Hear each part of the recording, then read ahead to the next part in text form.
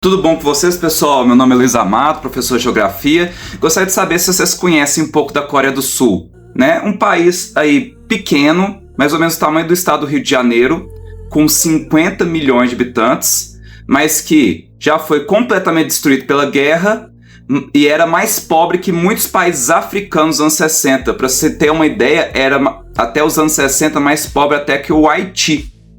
Não tem petróleo, não tem grandes reservas de minérios, o território é montanhoso, com pouquíssimo território agrícola, mas conseguiu se transformar em uma das maiores potências tecnológicas do planeta em apenas 2 gerações. O que a Coreia do Sul fez que outros países muito mais ricos e com recursos naturais ainda não conseguiram fazer? Como, por exemplo, o nosso país, Brasil.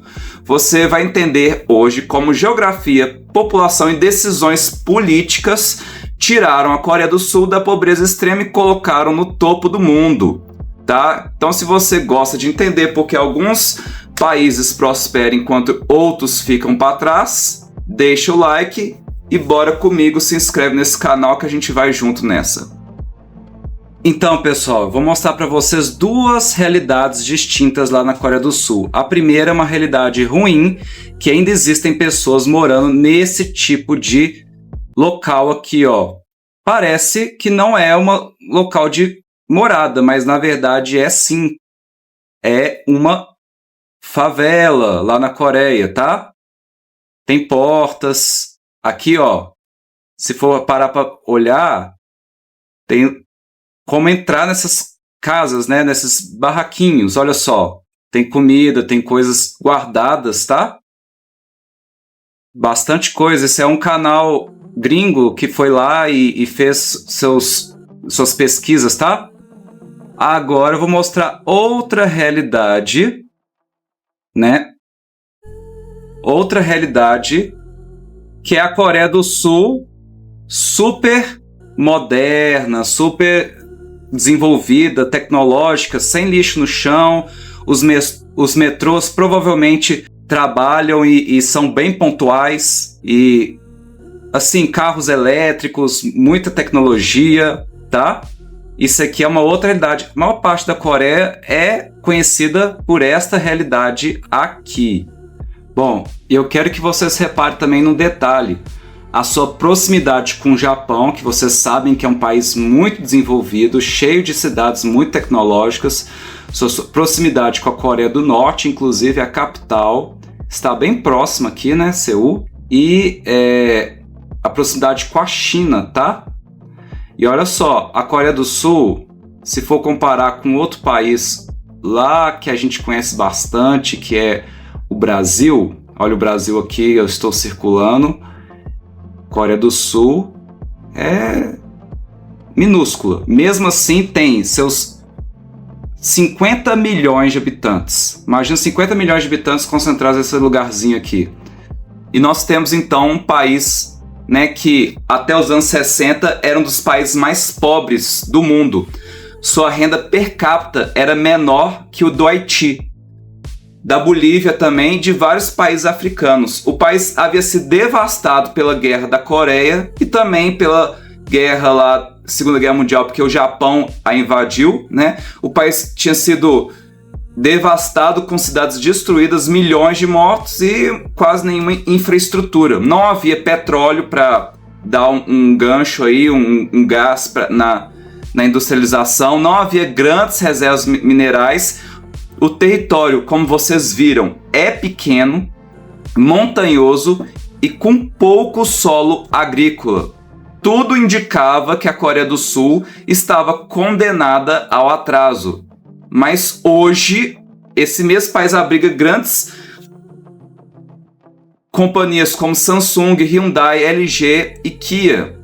Ela é referência mundial em tecnologia, educação e indústria. Olha só que coisa estranha, né? Como é que um país pequeno, sem recursos e que era tão pobre, agora é uma referência. E ela também faz parte das economias mais avançadas do planeta. O que mudou de lá para cá? Bom, gente, eu tenho particularmente uma ideia de que os Estados Unidos ele precisava de aliados, né? durante a Guerra Fria. Depois da Segunda Guerra Mundial, os Estados Unidos estavam disputando com a União Soviética, e aí ele viu a China, em 1949, se tornar uma potência aí, do lado do comunismo, né?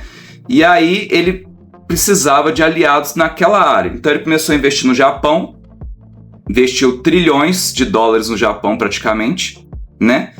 E o Japão se industrializou. Mas ainda assim, essa industrialização ela precisava ter um gás grande e investiu também na Coreia do Sul. O Japão investiu na Coreia do Sul. Por que o Japão iria investir na Coreia do Sul? Porque as empresas japonesas começaram a ficar muito sobrecarregados com impostos no Japão por conta que o território, o imóvel se valorizaram demais. E aí foram para a Coreia do Sul, para Taiwan, para Hong Kong e para Singapura. Esses outros países a gente chama de tigres asiáticos, tá? E depois a China foi e copiou todo esse investimento aí, se transformou na segunda maior economia do mundo hoje em dia, né? A partir dos anos 70 ela começou a copiar todo esse desenvolvimento aí. Mas assim, voltando para a Coreia do Sul, vamos falar um pouco da geografia, que nunca foi generosa. A geografia não era boa na Coreia do Sul, porque 70% do território todo da Coreia do Sul é montanhoso. Então não tem o quê? Uma agricultura em larga escala por conta desse território montanhoso. Aí como é que faz, né, para se desenvolver? Fica um pouco mais difícil. O país tem poucos recursos naturais, como eu falei, depende quase totalmente da importação de energia e matérias-primas. Então tem uma limitação geográfica muito grande para ter esse desenvolvimento todo que eu falei, vindas de investimentos dos Estados Unidos, do Japão, né? E essa limitação forçou então uma escolha para a Coreia do Sul que seja estratégica. O que eles precisaram então fazer? Se não dava para enriquecer com o que tinha na terra, era preciso enriquecer com o que tinha de melhor na mente dos próprios coreanos, o intelecto dos próprios coreanos. Então, eles acabaram investindo tudo que eles tinham em um recurso que eles, na época, tinham abundância, que eram as pessoas. Eles começaram a investir a partir dos anos 60 em educação básica, técnica e universitária. E a ideia era formar uma população altamente qualificada para competir no mercado internacional. Hoje, a Coreia do Sul, né, tem uma das populações mais escolarizadas e com altíssimos níveis de desempenho educacional. E a qualificação lá é alta. Um coreano médio ele tem uma qualificação de um universitário, né, aqui no Brasil. A educação virou uma ferramenta, então, até mesmo geopolítica. Ou seja, eles tinham, então, esse recurso, eles poderiam barganhar e negociar com outros países para fornecer esse recurso, que era a mão de obra deles, né? Como se eles pudessem até mesmo exportar mão de obra, tá? Então, não era apenas ensinar por ensinar, era formar engenheiros, técnicos, cientistas, todos capazes, né, de sustentar essa grande economia que eles estavam construindo. Então, eles acabaram então construindo essa forte influência aí de mentes e com pouca participação do Estado. Então era o Estado mínimo, né? O que a gente tem no Brasil de muitos ministérios, de um governo com muitos impostos, a Coreia do Sul cresceu com um Estado mínimo, só que bem ativo.